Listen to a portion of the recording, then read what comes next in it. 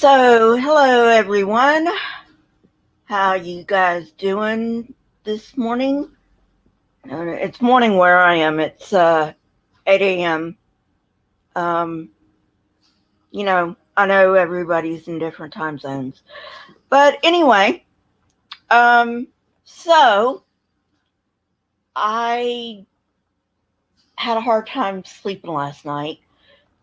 And so I just decided that I was going to do a live stream this morning called What Do You Mean Jesus Never Raised the Dead? Okay, so let me start by saying I'm not denying that maybe, just maybe, there were times when people thought he raised the dead. Okay, let me explain that. So, um,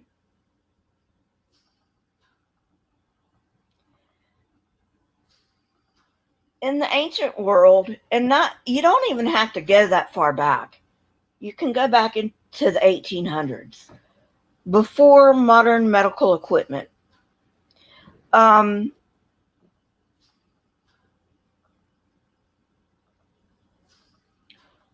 there were times that people would think that you were dead. Even times doctors would think you were dead. Um, just because the bodily functions were so low that without modern medical equipment, there was no way to detect them. So, now, exciting news, you get to learn where the phrase saved by the bell came from. But before I go into that, I want to tell a cute little story.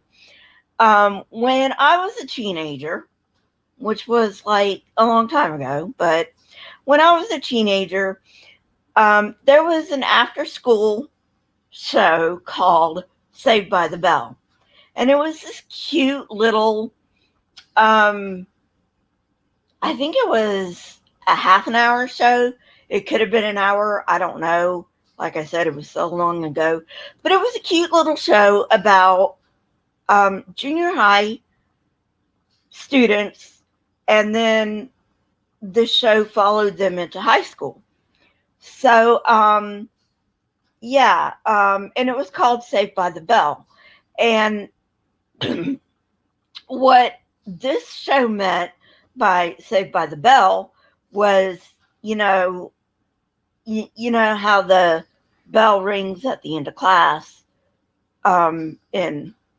in junior high and high school. Um, so, um, so cute little story. I don't know whether you know Saved by the Bell or not. I loved Saved by the Bell. It was one of my favorites. It was one of the things I looked forward to after school. But the phrase saved by the bell actually dates back to the 1800s.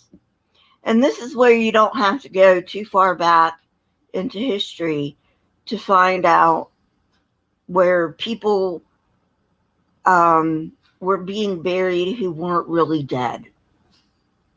Yes, you heard that right. People were being buried alive as recent as the 1800s. So, what morticians would end up doing, or funeral home directors, whoever ended up burying the body, they would tie a string to like the big toe, And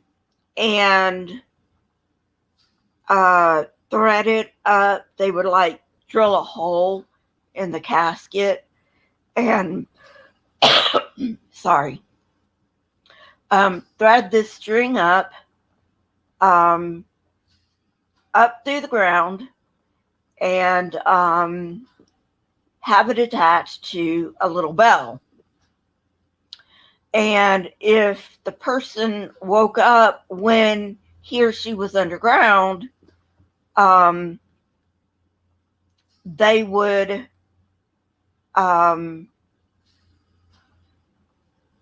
wiggle their toes and the bell would ring, and that's where the phrase originated from, Saved by the Bell. By the way, this is why they have wakes. It was the same kind of thing but the people who had wakes didn't want to bury their loved one. They didn't want to bury their loved one alive. So they would have a wake. And that's where wakes get their name from, because they wanted the person to wake up. Even if the person didn't wake up, they wanted the person to wake up. So this is also where the wake came from. Incidentally, sorry. Incidentally, this is also part, not all, but part of where the vampire legend comes from. It's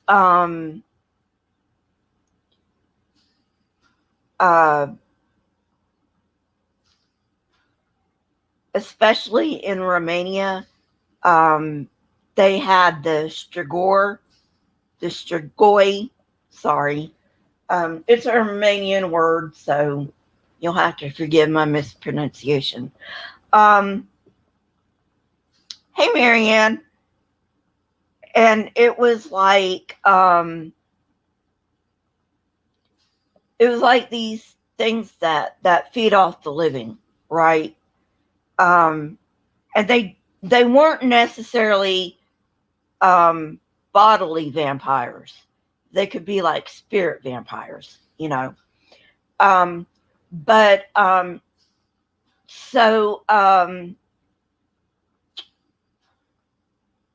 these people didn't know that they were burying their loved ones alive, because like I said, they didn't have any way to know that they really were alive at this time.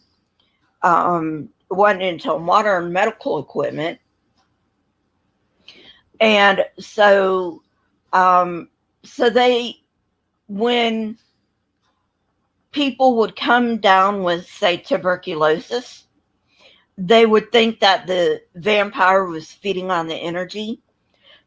The Strigoi was feeding on the energy.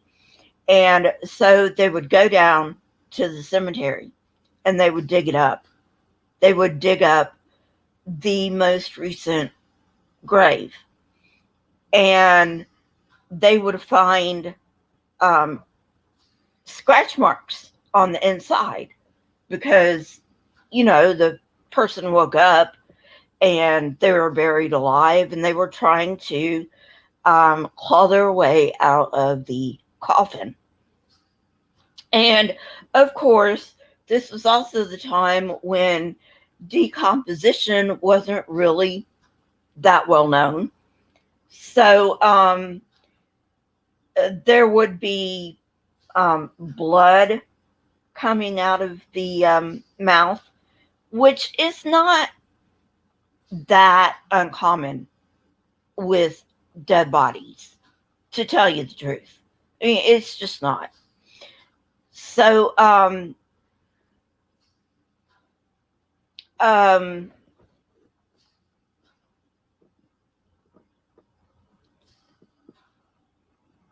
So they thought between the scratch marks on the inside of the coffin and the blood coming out of the mouth due to decomposition.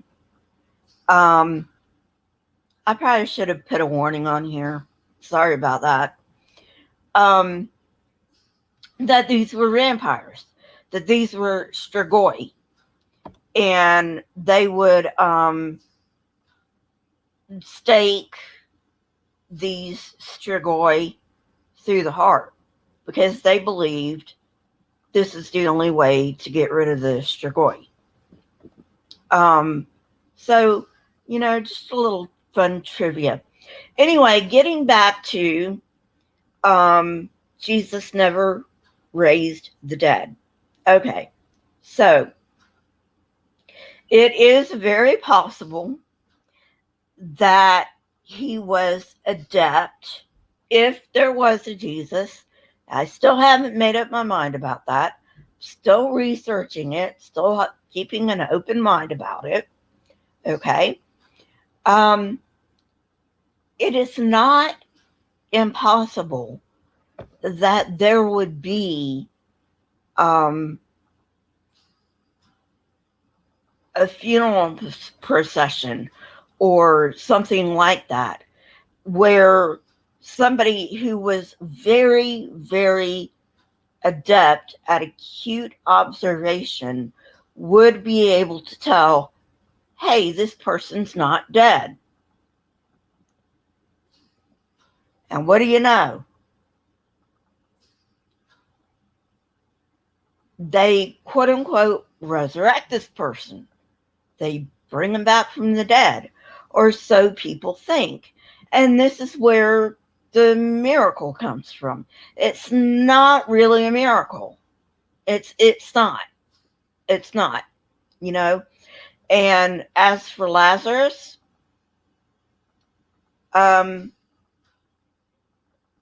again, he was in a cave. He wasn't buried. So Lazarus very well could have survived for 3 days in a dark cave. It's not out of the realm of possibility. Not that I believed it. Not that I believe that happened, by the way. I do not believe that Lazarus rose from the dead after 3 days. I don't. I don't even think he was like in a coma or whatever for 3 days. I don't believe that. I just don't. But all I am saying is that it is not out of the realm of possibility for somebody to be very adept at acute observation and knowing what to look for, thinking, that guy doesn't look dead. So let me see if I can pull a little bit of hocus pocus out of my ass and make these people think that I'm a God man. Not that the Jews would think of somebody as a God man, but they would think of a man as a prophet. So anyway, that's where that comes from. So, yeah. So I got a little bit carried away. I've got a ton of trivia in my head. A ton of, little tidbits of information that are just floating around in my head that are just, I don't know. I don't know how I got these tidbits of information. A lot of it's just from reading and stuff like that and learning and all that, because I think it's fun. I think it's awesome. Don't tell the Christians that learning is awesome, because they'll be like, our book says, the Bible says, and you'll be like, I don't believe the Bible. And they're still going to be annoying and say, but the Bible says. And you're like, okay.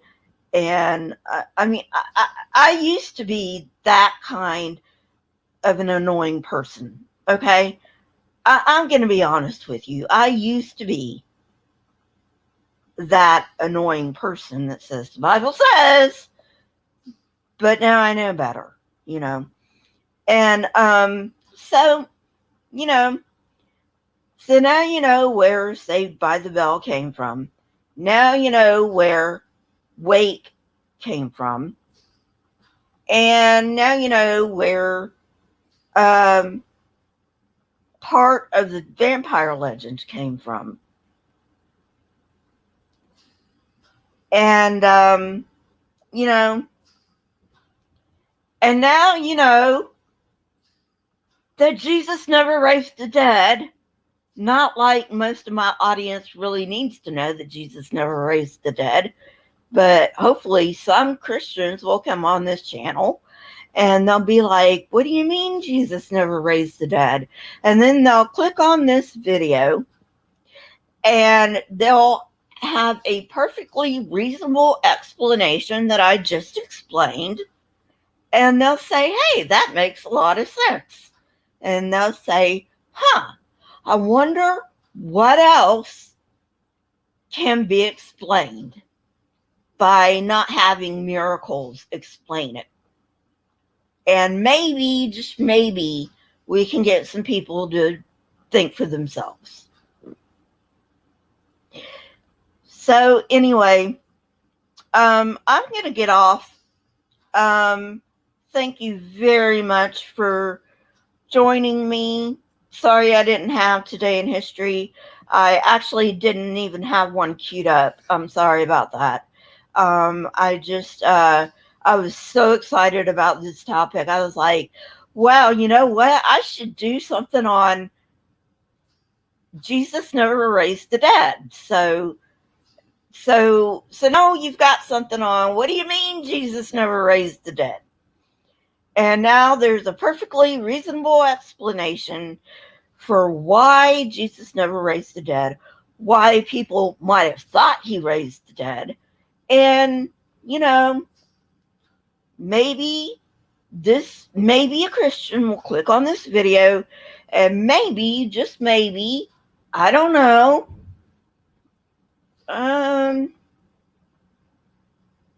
they'll start thinking for themselves. And I know it's a lot to ask.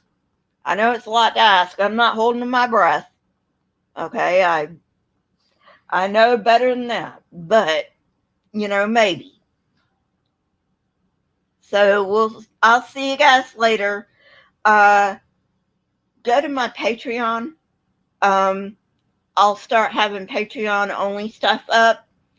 So if you want to support me on Patreon, if you want to support me via PayPal one time, that's fine too.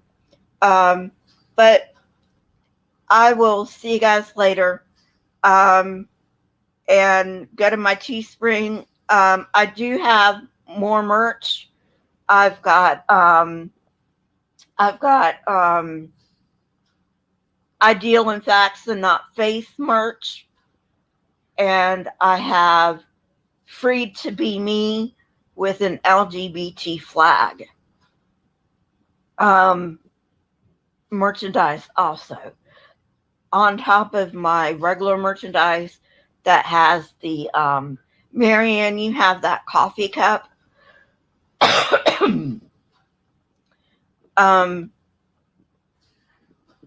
I don't really want you guys to see my place because it's a mess, but I'll go ahead and turn the camera on for just a minute so you can see my cup. It's right there. That's what the other merch looks like. That it's just my avatar. So anyway, have a great day, and I will see you guys later. Bye.